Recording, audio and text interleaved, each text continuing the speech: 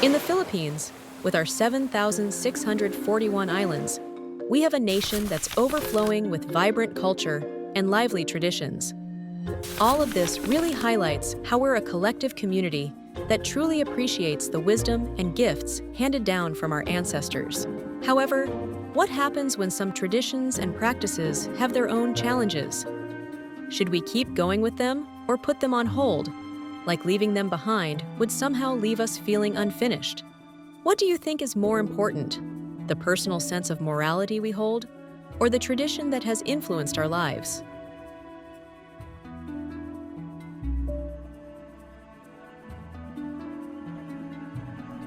Gambling in the Philippines has a history that stretches back well before the Spanish colonization era.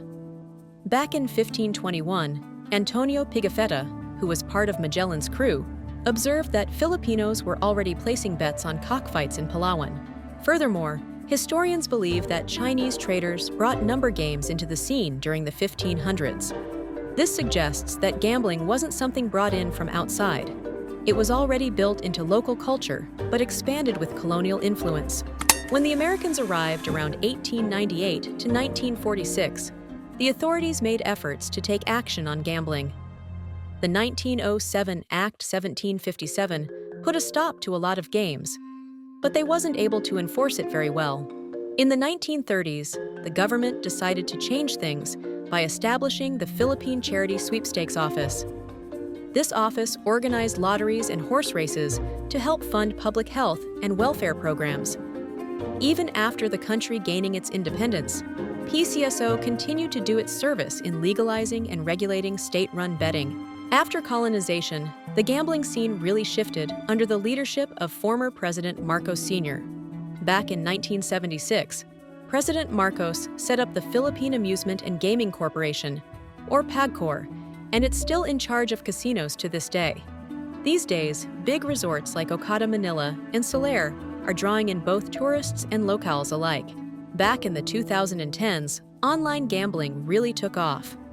The government has given the green light to Philippine offshore gaming operators to primarily serve foreign players, with a particular focus on those from China. At its height, the industry had hundreds of thousands of people on the payroll and was raking in billions. But it was also tied to some pretty serious stuff, like scams, kidnappings, and money laundering. In 2024, the government decided to ban all POGOs because of these issues. Even so, gambling revenues keep climbing, particularly from electronic games and online bingo.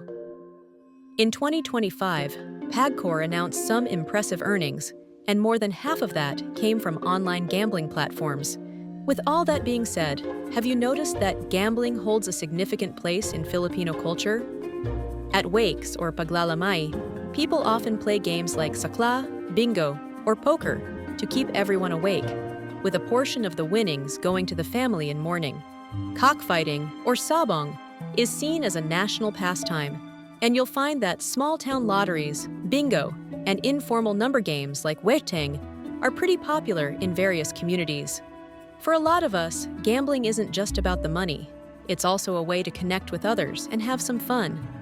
Whether it's lively fiestas or cozy neighborhood bingo nights, it really shows off that Filipino spirit of community and collectiveness.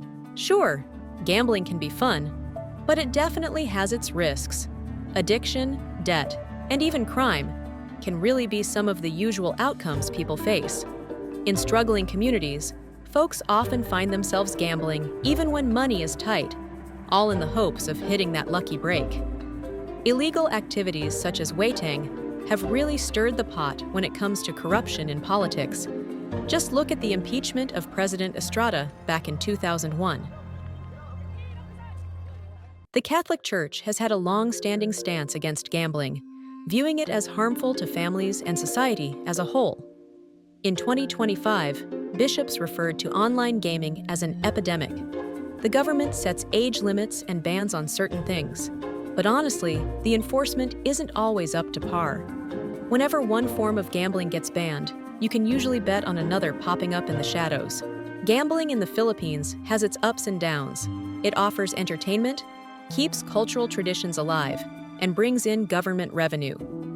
However, it can also result in addiction, poverty, and crime. While we, Filipinos, have created a country rich in traditions and norms, it's important to recognize that not every single one of them needs to be preserved. As Jiddu Krishnamurti once pointed out that, tradition becomes our security, and when the mind is secure, it is in decay.